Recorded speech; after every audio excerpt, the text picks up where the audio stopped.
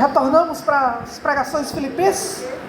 Filipenses 1, verso 1 e o verso de número 2.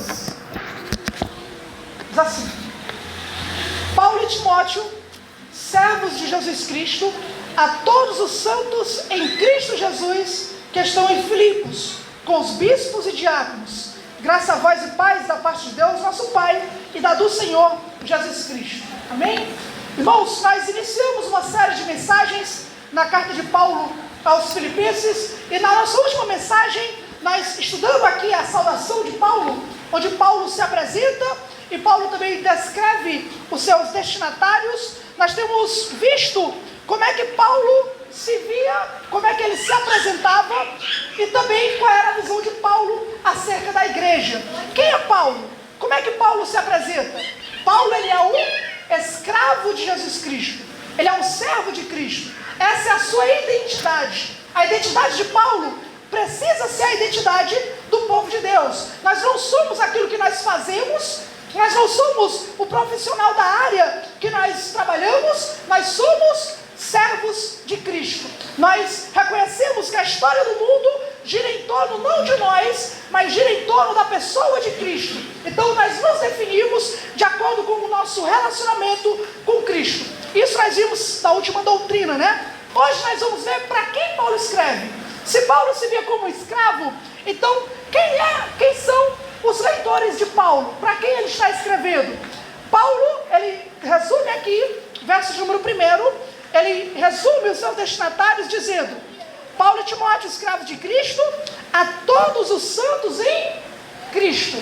Para quem Paulo está escrevendo? A todos os santos em Cristo Jesus. E eu sei, irmãos, que a vontade que nós temos, principalmente quando nós pregamos, né, é entrar logo nas grandes mensagens da carta, nos grandes temas.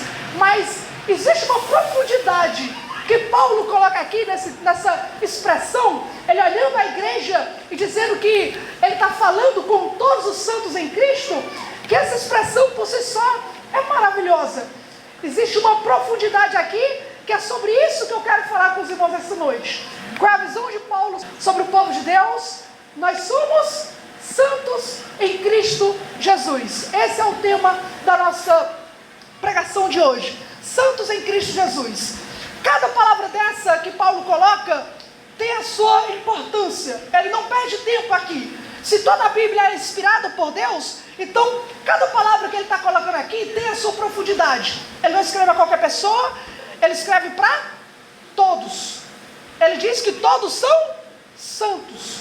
Todos são santos em Cristo Jesus. Não existe desperdício na palavra de Deus. O Espírito não desperdiça a sua inspiração. Quando ele coloca isso de forma tão arranjada, de forma tão bela, tão sistematizada, o Espírito do Senhor tem algo importante para nos transmitir, quando ele capacita Paulo a enxergar a igreja como santos em Cristo. E é nessa visão que Paulo tem sobre nós, que eu espero expressar essa noite, uma das mais belas teologias e doutrinas da Bíblia que nós temos, que é quando nós nos enxergamos, todo o povo de Deus, grandes e pequenos, ricos e pobres, aqueles de grande estatura espiritual, aqueles de pequena estatura espiritual, como todos nós sendo um só, na pessoa de Cristo, em Cristo Jesus, todos sendo santos.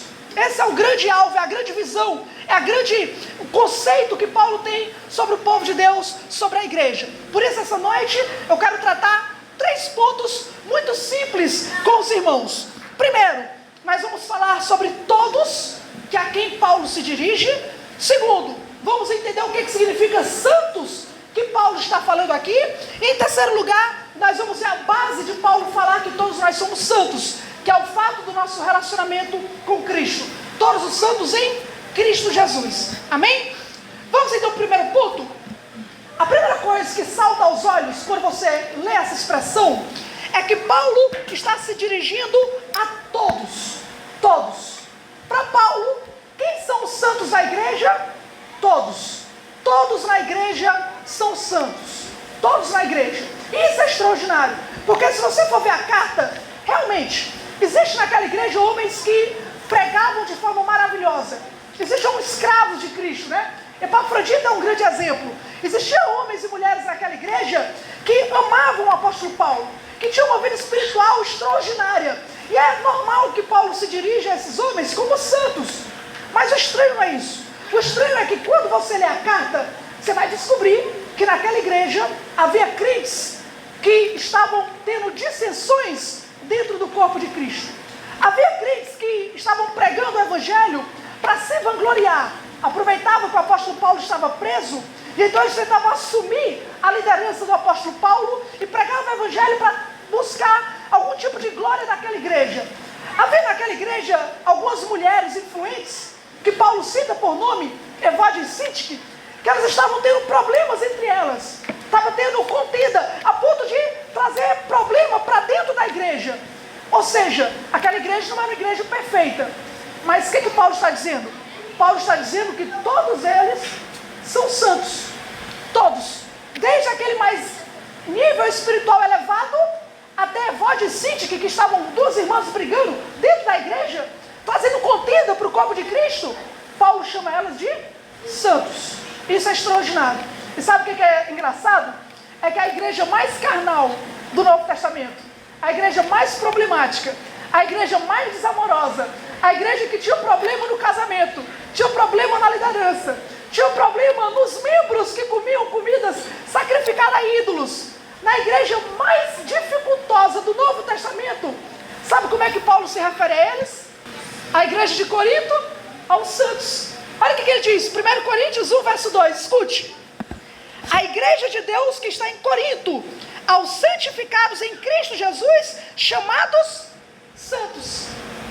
A igreja mais carnal, o próprio Paulo diz, vocês são crente carnal. Paulo diz que eles são santos. Isso não é costume de Paulo, não. Se você for abrir em Atos capítulo 9, por 2 vezes, Lucas vai dizer que Pedro se dirigia à igreja como sendo a igreja de santos. Todos são santos. E isso é muito incomum. Santidade, a maneira como eles colocam aqui, não constitui tamanho e capacidade espiritual, porque ele se dirige a todos como santos. Todos são santos. Essa é a visão que Paulo tem. Se você nasceu de novo, se você se converteu, está aqui nessa igreja, não importa se você é o maior exemplo de pregação na igreja, um maior exemplo de evangelista, um maior exemplo de vida de oração. Se você nasceu de novo, você é um santo. Você é um santo. A todos os santos. Isso derruba por terra pelo menos alguns problemas que nós encontramos. Se todo mundo é santo, em primeiro lugar, isso corrige a visão da igreja católica. A igreja católica, ela define a igreja, ela divide a igreja entre alguns homens que são santos e por isso são canonizados, e o restante da igreja. Então, na igreja católica, existem alguns homens que eles tiveram um tipo de vida extraordinária, eles bateram certas metas na sua vida, fizeram coisas incomuns, que faz com que a igreja olhe para esses homens extraordinários, aquelas mulheres de vida incomum, e diga, olha, esses são santos, mas o resto da igreja, constituída de leigos, nós não somos santos. Então, existe o São Francisco, e existe o Francisco que não é santo, né? Existe o São Francisco e o Chico, que não é santo. Então eles dividem a igreja entre aqueles que são santos e aqueles que não são. Paulo não faz isso. Para Paulo, todos na igreja são santos. Aí vem o segundo problema. Paulo corrige tanto a visão da igreja católica, mas Paulo corrige o nosso coração, porque nós fazemos isso. Nós, preste atenção, antes de Paulo se dirigir àquele povo, Paulo ele tem que entender quem é aquele povo. Como é que Paulo vai ver aqueles crentes? Eles são um bando de pagãos imorais que não merecem nada a não ser a mensagem de conversão. Não são, nasceram de novo. Se nasceram de novo, então são pessoas que procuram a justiça própria? Também não são.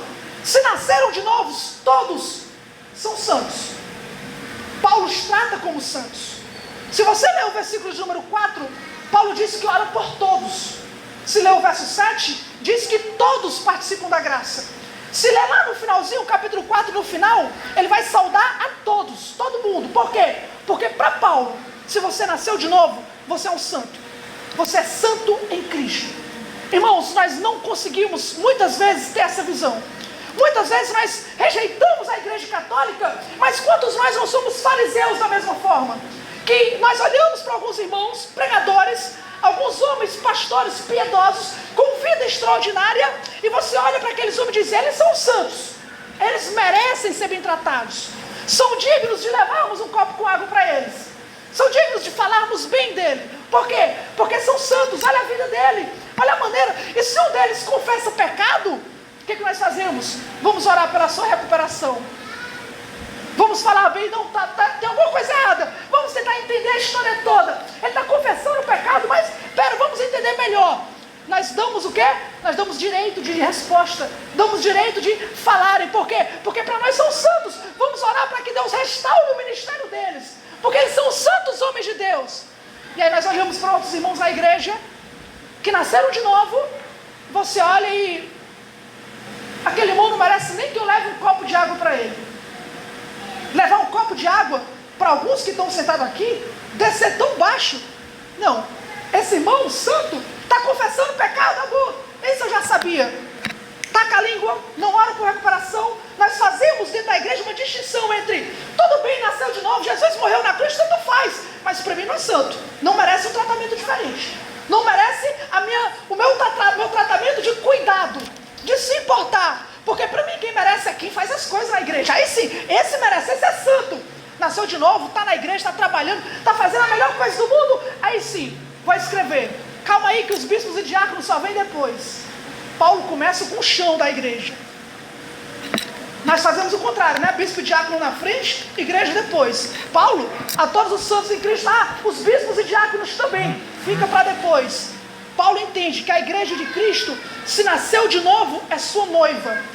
Desde o homem que lê a Bíblia diariamente, desde aquele irmão que tem dificuldade na leitura bíblica, todos são santos em Cristo Jesus. Será que a gente não tem esse problema de não enxergar a igreja da forma como Deus a enxerga? Da forma como Paulo a enxerga? Que se aquela pessoa nasceu de novo, nós devemos vê-la não apenas como aquilo que ela faz, mas da forma como Deus a vê. Se Deus a vê nascida em Cristo, se Cristo deu a vida por ela e morreu por ela, lavou com seu sangue, se o Espírito trabalha nela para santificá-la, então o que eu tenho que fazer? Para mim, eu tenho que tratá-la como sendo santo em Cristo. Não devo tratá-la de forma diferente. Não devo menosprezá-la. Não devo ter partidarismo. Não devo falar mal, já que você não fala mal daqueles líderes que confessam o pecado. E agora você ora pela recuperação. O que você tem que fazer? Tratá-la como santos em Cristo Jesus. É difícil fazer isso, não é? Uma vez o irmão chegou para mim e falou o seguinte: olha, essa doutrina tem um problema. Paulo diz que nós devemos dar honra a quem merece honra. Tem que dar honra a quem merece honra.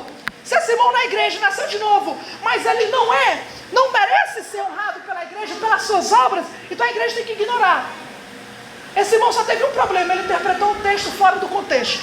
Quando Paulo diz dá honra a quem tem honra, Paulo não está falando de igreja. Romanos capítulo 13, versos 6 e 7. Paulo está falando das autoridades civis. Sejam submissas às autoridades. E como eles devemos submissão, devemos honra às autoridades, porque elas merecem honra.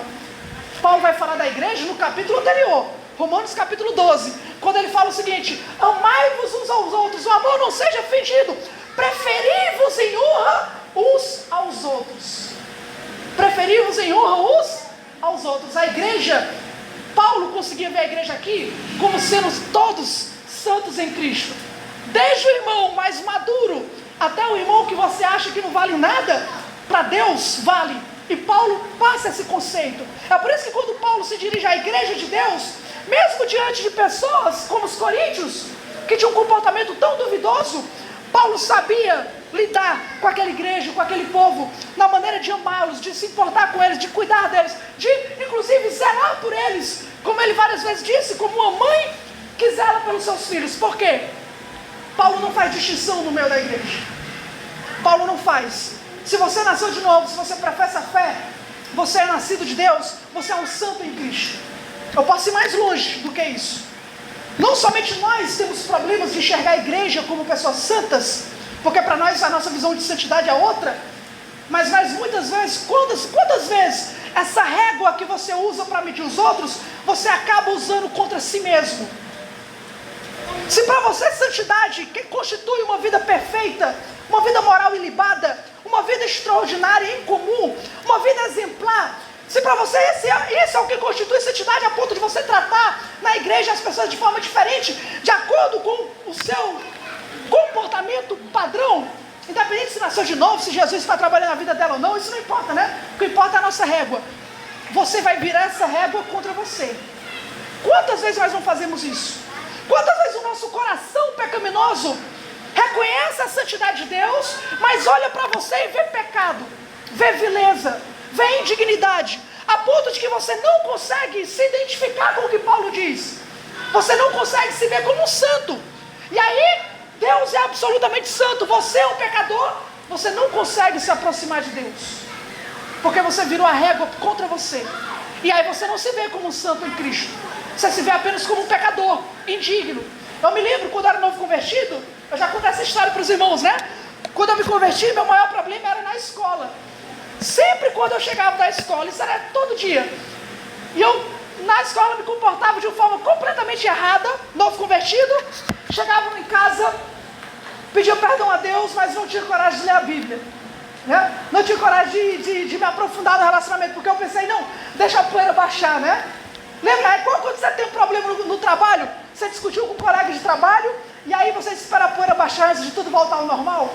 Discutiu em casa, e aí precisa lidar com aquele clima, e aí a gente acha que Deus é da mesma forma, e aí a gente imagina que, por causa do meu pecado, não, eu não devo me aproximar de Deus, não devo ir para o culto, não devo ler a Bíblia, não devo me aproximar dele, porque ele é santo e eu sou um pecador. Sabe quem se achava o maior dos pecadores? Paulo. Ele se viu como o pior dos pecadores. Isso não impedia Paulo de se aproximar de Deus. Por quê?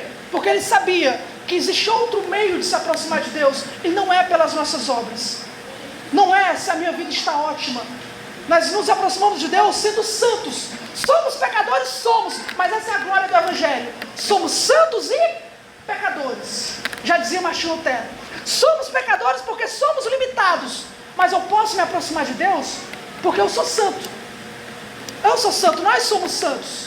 Paulo está falando aqui a todos os santos, a todos os santos. Aí nós vamos para o segundo ponto. Se em primeiro lugar todo mundo na igreja é santo, então o que significa ser santo? O que significa? Esse é o segundo ponto. O que Paulo quer dizer com santo? Porque se você for igual eu, na minha época eu pensava que ser santo era ter uma vida cristã impecável. Você lia a Bíblia todo dia, você orava, intercedia, ia para o evangelismo, vencia os pecados, conquistava a vida cristã vitoriosa. Então para mim ser santo era isso. Você lê os puritanos, e meu Deus, ali, esses homens eram santos. Você olha a história da igreja, vê pastores, homens e mulheres extraordinários. Meu Deus, esses homens são santos. Quem somos nós, né? Na fila do pão da vida cristã. Mas aí, você tem que entender o que significa ser santo. A palavra santo, Paulo se refere, a Bíblia no Novo Testamento, se refere aos crentes como santos mais de 60 vezes. É a palavra mais comum para crente. Cristão aparece 3 vezes no Novo Testamento. Santo aparece mais de 60 vezes. Mais de 60 vezes Deus olha para o seu povo e diz que nós somos santos. Paulo olha para a igreja e diz que são santos. Os apóstolos olhavam para os irmãos e diriam que eles eram santos. No Velho Testamento o povo de Deus também era chamado de ser santo. Então o que significa ser santo? 2 coisas. Primeiro, a palavra santo, ela significa diferente. Essa é a palavra no grego. Ser santo significa ser diferente, ser separado para uso exclusivo de Deus. Então quando Paulo diz vocês são santos, ele está dizendo vocês são diferentes, vocês são separados desse mundo para o uso exclusivo de Deus. Nós não deixamos de ser pecador, ainda somos, mas nós somos diferentes dos outros pecadores. No Novo Testamento, quando a palavra usava o termo santo, por exemplo, para dízimo, o dízimo é santo, continua sendo dinheiro, mas é separado para um uso diferente. Sacerdotes eram santos, continuam sendo homens, mas eram separados para o uso de Deus. O templo, havia um lugar no templo que era um lugar santíssimo, era um lugar como qualquer outro, mas era separado para um uso diferente. Quando Paulo diz que ele está se dirigindo a todos os santos, Paulo não está dizendo que ser santo é ser perfeito. Paulo está dizendo que ser santo é ser diferente, é ser separado por Deus. Essa separação se dá no meio da conversão. Quando Deus converte o pecador, ele passa a ser separado do mundo. Ele é separado por Deus, e agora, aquele homem, aquela mulher, não é como antes. Aquele homem, aquela mulher é diferente. Ela tem uma visão diferente. Ela tem uma vida diferente. A maneira como ela encara a vida é diferente. O seu sentimento é diferente. O seu prazer é diferente. Por quê? Porque agora ela foi santificada por Deus. Ela é uma pessoa diferente. Ela continua sendo um pecador, mas não como os outros. Quando ela peca, a sua reação é diferente. Ela age de forma diferente em relação ao pecado. A sua visão sobre Deus é outra. Por quê? Porque houve uma mudança na vida dela. Ela não é como as outras pessoas que têm prazer no pecado, se entrega ao pecado, não se importa com o pecado, chama outros para pecar também. Não, houve uma mudança real na vida dela. Deus mudou a história dela, a ponto de que, se alguém está em Cristo, nova criatura é, as coisas velhas passaram, eis que tudo se fez novo. Então veja, você que é um pecador, você é um pecador diferente, a sua vida mudou. Você é diferente na luta contra o pecado. Eu sei que, assim como eu, há vitórias e há derrotas. Há dias que você vence, há dias que você perde. Mas todos os dias é luta. Nosso relacionamento com o pecado é outro. Nós somos diferentes na luta contra o pecado. Você luta contra o seu pecado. Você age de forma diferente. Você se importa com a opinião de Deus? Então você é santo. Você é separado. Agora, se você peca e você não se importa com o pecado, se você não muda de vida, se não há uma transformação na sua vida, se a Bíblia para você, você trata a Bíblia como os ímpios tratam, você ora como os ímpios oram, antes de dormir, tchau e bênção, você pensa no pecado como os ímpios pensam, você fala como todo mundo, se veste como todo mundo, você corre atrás do que todo mundo está correndo. Se você é assim, então você não é diferente, você não é santo. Eu sei que você escuta a palavra de Deus. Ora, quantas vezes eu e o irmão Antônio, pregando aqui no Evangelho, os ímpios falam o seguinte: olha, eu gosto da palavra dos irmãos, pode falar, eu gosto, a minha porta está aberta. Mas eles não mudam de vida. Se você ouve a palavra de Deus domingo após domingo e também não muda de vida, então você é como os ímpios, que gostam da palavra, desde que a palavra não os transforme, desde que ela não os mude. Ser santo é ser diferente. É por isso que tanto aquele homem elevado, com a vida cristã extraordinária, ilibada, vê Deus de forma diferente, vê o pecado de forma diferente, até aquele irmão que está na luta contra o pecado, mas não quer se render, não quer abandonar o barco, não quer abandonar Cristo, e ele está lutando contra o pecado para tentar se manter. A vida dele também é a vida de alguém que entendeu que a sua vida é diferente. Ele foi transformado por Cristo, e ele não quer viver como os ímpios vivem. Ele está transformado. Por isso que a santidade não tem a ver com a estatura espiritual ou aquilo que você faz. Tem a ver com o que Deus fez em você. Tem a ver com a transformação. John Wesley aqui dizia: primeiro Deus tira o cristão do mundo, depois Deus tira o mundo do cristão.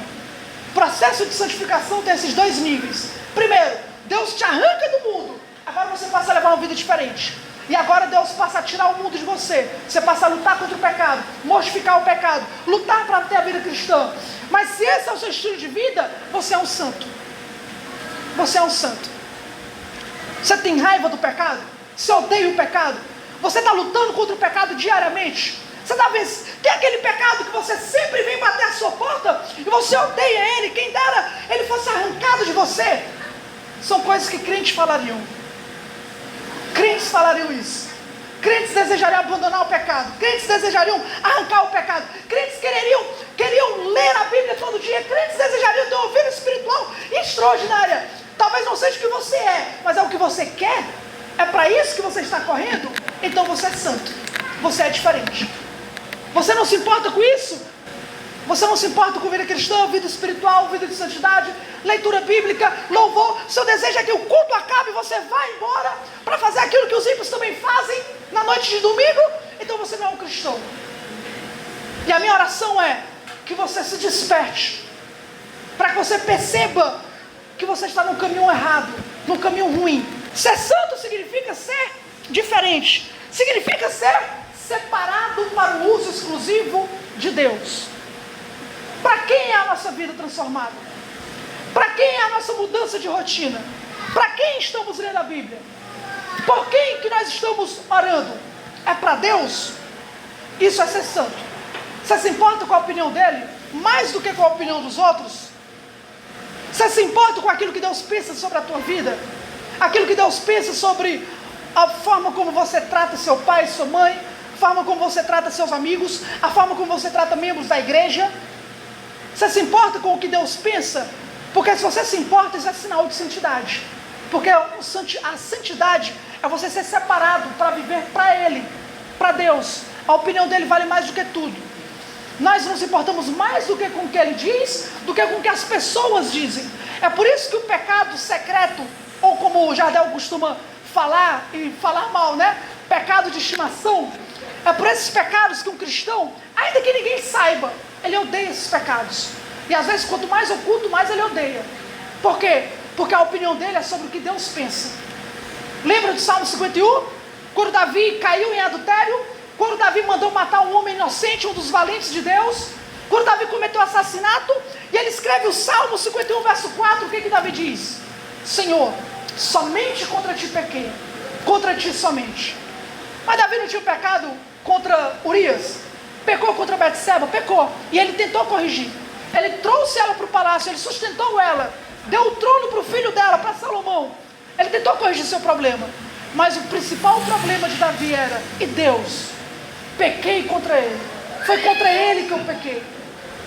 Percebe? Meus problemas, quando nós temos problemas em casa, minha maior preocupação não é que haja perdão entre marido e mulher. O peso na minha consciência não deve ser apenas se eu fiz algo contra ela ou ela fez algo contra mim. O peso na minha consciência é: eu fiz algo contra Deus, pequei contra Ele. Meu pecado não se resolve conversando com ela, não. Conversei com ela, voltou ao normal, está tudo bem. Não resolveu o pecado. Eu peguei contra Ele, contra Deus. E eu preciso ir até Ele. Percebe a diferença de santidade para um uso exclusivo de Deus? Ainda que para os outros você não tenha chegado lá, no nível espiritual que você queria, você está correndo por Ele? É por Ele que você está correndo? Não pela opinião dos outros, mas é pela opinião dEle que você está correndo? É pela opinião dEle que você está lutando pela sua vida de santidade? Então isso importa. É pela opinião dEle que você continua vindo aqui para a igreja, querendo servi-lo, querendo ouvi-lo, querendo louvá-lo. Isso é o que importa, isso é o que importa. Se você troca a opinião dEle pela opinião dos outros, o mais não importa. Não importa se você vem para a igreja para impressionar os outros. Se não é por Ele, não importa. Não importa se você está estudando a Bíblia para pregar bem, para receber elogio. Se não é por Ele, não importa. Percebeu que com Deus é tudo ou nada? Ou Ele é o centro do seu interesse, ou Ele não é nada. Ou nada mais importa. É por isso que Paulo diz em Gálatas 1, verso 10, quando ele diz: eu não estou aqui para agradar homens, estou aqui para agradar Ele. Se eu quisesse agradar homens, não seria um escravo de Cristo. A grande questão não é o que eu estou dizendo, o que eu estou falando. A grande questão, o que eu estou falando, expressa a palavra dEle. Atingiu o seu coração, atingiu sua mente. Não são flechas de um homem, são flechas dEle. Você precisa mudar, precisa transformar o seu relacionamento com os outros, precisa enxergar os crentes como santos em Cristo, para tratá-los como santos. Você precisa mudar a sua visão de si mesmo, quando não quer vir para o culto, não quer vir para a igreja, quando não quer vir até oração, pensando que Deus vai te deixar fora, porque é um pecador. Mude essa visão. Você é santo, você é diferente. Qual é a base que Paulo tem para dizer isso? Aí vem o próprio Evangelho, quando Paulo diz: ok, nós somos santos, mesmo sendo pecadores, somos. Por quê? Porque ele está falando a todos os santos em Cristo Jesus. Essa expressão em Cristo Jesus é todo o Evangelho. Paulo utiliza essa expressão mais de 60 vezes nas suas cartas. No Novo Testamento parece que chega a quase 100 vezes, onde Paulo fala sobre nós estarmos em Cristo. O próprio Jesus falou sobre nós estarmos nele, Ele está em nós. O interesse de Deus é se nós estamos nele. Aí tem a grande questão: nós somos santos, mas não por causa das nossas obras. Nós somos santos por causa do que Cristo fez. E se nós estamos nele, é por causa de Cristo que Paulo está chamando aqueles homens, até mesmo aqueles crentes carnais, como sendo santos. É por causa do que Cristo fez, da obra dele. E veja, A importância disso está no fato de que Deus, Ele é santo. Nós sabemos disso. Deus é absolutamente santo. Existe na sua consciência uma certa verdade quando diz, olha, você não pode se aproximar de Deus porque você é um pecador. Deus é absolutamente santo. E a Bíblia inteira reconhece isso. Olha o que diz Salmo 5, verso 4. Porque tu não és um Deus que tenha prazer na iniquidade, nem contigo habitará o mal.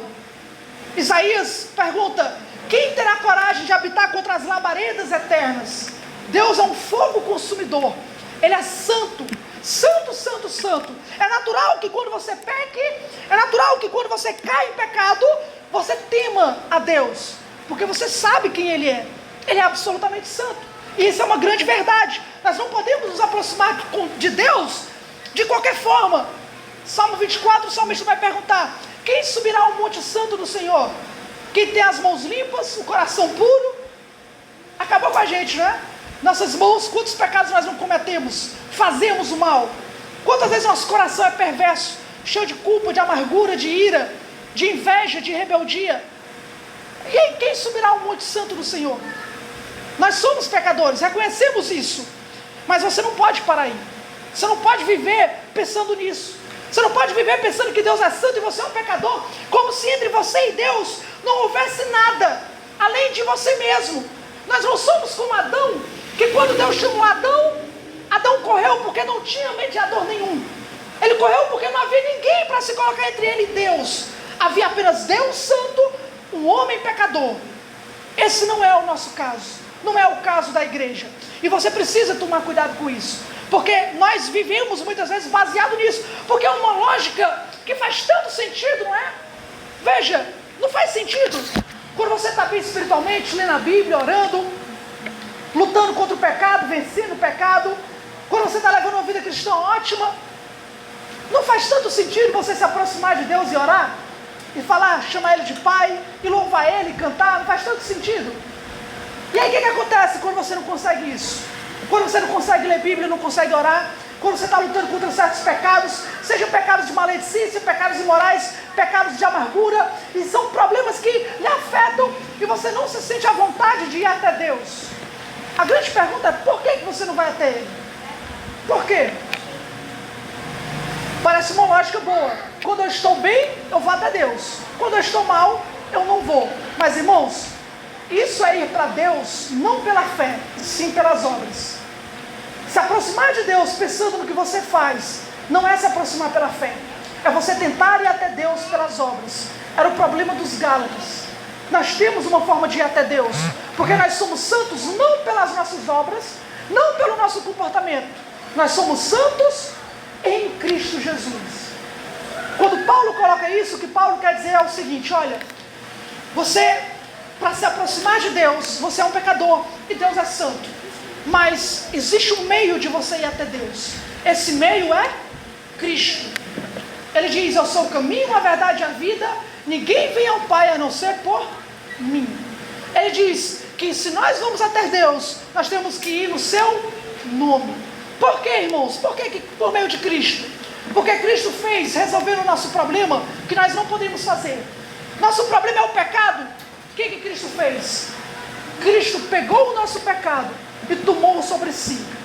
Aquilo que nos separa de Deus, que é o pecado, Cristo pagou o preço por ele. Você reconhece que precisa de separação pelo que você fez? Deixa eu dizer uma coisa. Aquilo que você fez, aquilo que você cometeu, já teve o preço pago. Já teve a justa resposta de Deus. Deus já pagou o preço pelaquilo que lhe afasta dele. O que lhe afasta dele? A negligência da Bíblia, falta de oração, pecados maiores, pecados ocultos, pecados que merecem a morte. Cristo pagou por eles. Cristo tomou sobre si os seus pecados. Cristo tomou sobre si aquilo que nos separa dele. A ponto de que os pecados que eu cometi hoje, os pecados que eu fiz hoje, porque todos nós somos pecadores, todos nós pecamos, até quando não percebemos isso. Cristo pagou por esses pecados, e Ele pagou com a morte. Ele tomou sobre si as nossas dores, e o castigo que nos traz a paz estava sobre Ele, e pelas suas pisaduras nós fomos sarados. Espera aí, Evódia e Sintique que estão brigando. Discussão, contenda na igreja. Cristo pagou por aquela discussão. Cristo derramou sangue por aquela discussão.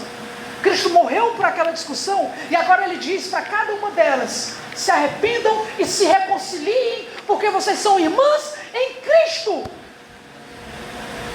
Confesse o seu pecado para o seu irmão, se arrependa, resolva esse problema, lance a amargura fora, porque Cristo já pagou por esse pecado.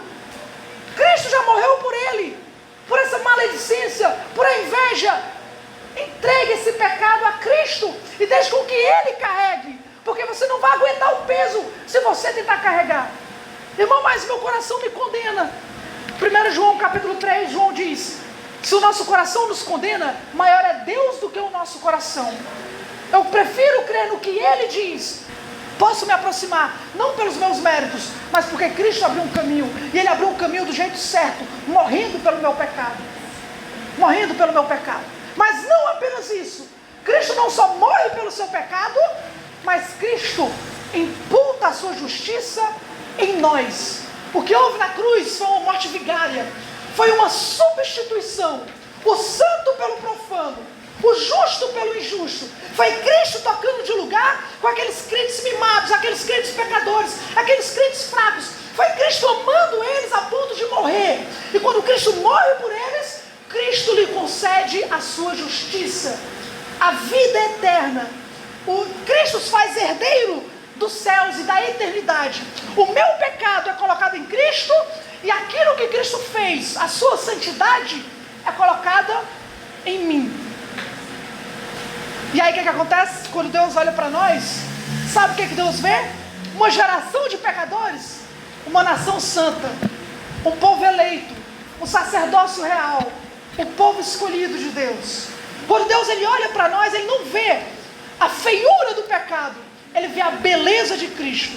Ele vê o ornamento de justiça, a ponto de Jesus orar em João capítulo 17, dizendo: Pai, eu oro para que o Senhor ame eles, da mesma forma como o Senhor ama a mim.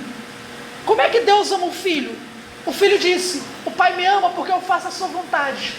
Então quer dizer que quando Deus ele olha para você, você não faz a vontade perfeita de Deus, mas Ele lhe trata como se você fizesse.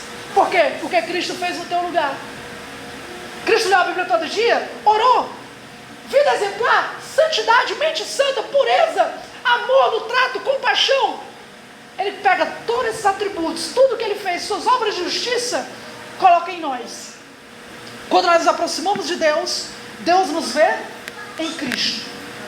Paulo usa uma linguagem em Gálatas que ele vai dizer que todos aqueles que são batizados em Cristo são revestidos de Cristo. Estão revestidos, é como se fosse uma veste que Deus coloca em nós. Diferente da veste de José. Jacó amava tanto José, era o filho da sua velhice, que Jacó deu para ele uma roupa bonita, mas era uma roupa que só José podia vestir.